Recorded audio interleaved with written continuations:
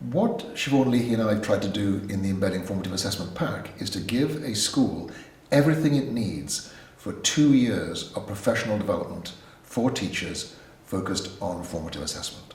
So it has agendas and handouts for 18 monthly meetings.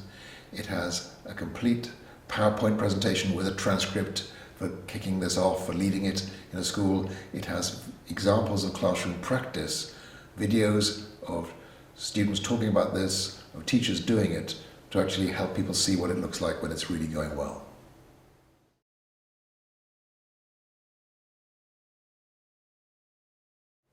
Most schools are obviously under pressure to improve results quickly, and so people want quick fixes. And what we've learned in education is nothing works quickly. Things take time. So we're not going to promise that if teachers engage in this process of developing formative assessment, that results will improve straight away. What we have discovered is that within a year or two, provided teachers engage in this process, provided leaders give teachers time to work together, then improved student achievement does result. But it's not going to be a quick process. It's going to take at least a year and possibly 2 years before we see a real impact on how much students are learning.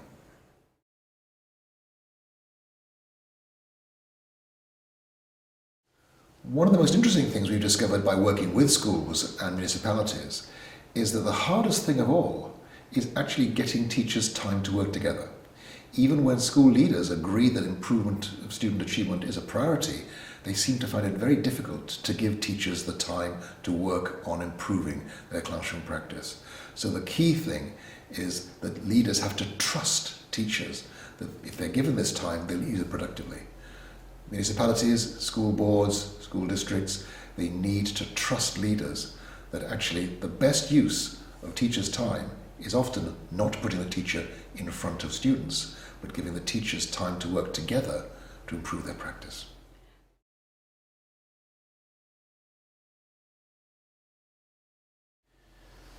When people set up these groups, one of the things they often want to do is to put somebody in charge of each of these groups, and they often choose the person with the most knowledge about formative assessment. We think that's a mistake. What we've discovered is that when there's somebody in the group who thinks they're an expert about formative assessment, they end up telling others what to do. In fact, we've seen teachers in their second year of teaching being great leaders of these groups because they know they don't have the answers. This is not a group of experts telling non-experts what to do. It's professionals getting together to give each other mutual support for the things that each teacher has decided for themselves they want to improve about their practice.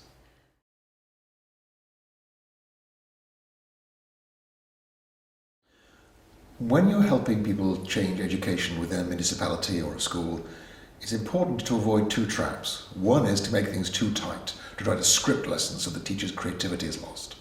The other trap is to make things so loose that teachers just relabel what they've been doing forever with the new ideas. So that's the idea behind this approach of formative assessment with teacher learning communities. It's tight enough to give teachers structure, but it's loose enough to allow every single teacher to find themselves somewhere in the ideas that we're presenting.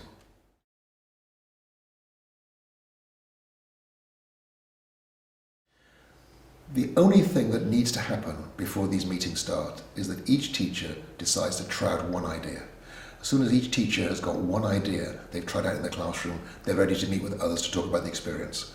And so you can actually over-plan this. I think the best motto is that phrase, ready, fire, aim.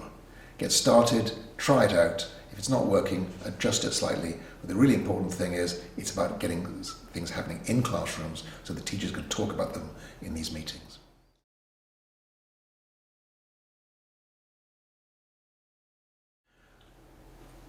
One of the questions that we often get asked is what age of students is appropriate for, and we haven't discovered anybody for whom this is not appropriate. So whether you work with 5-year-olds or 25-year-olds in universities, we have found the ideas of formative assessment equally applicable.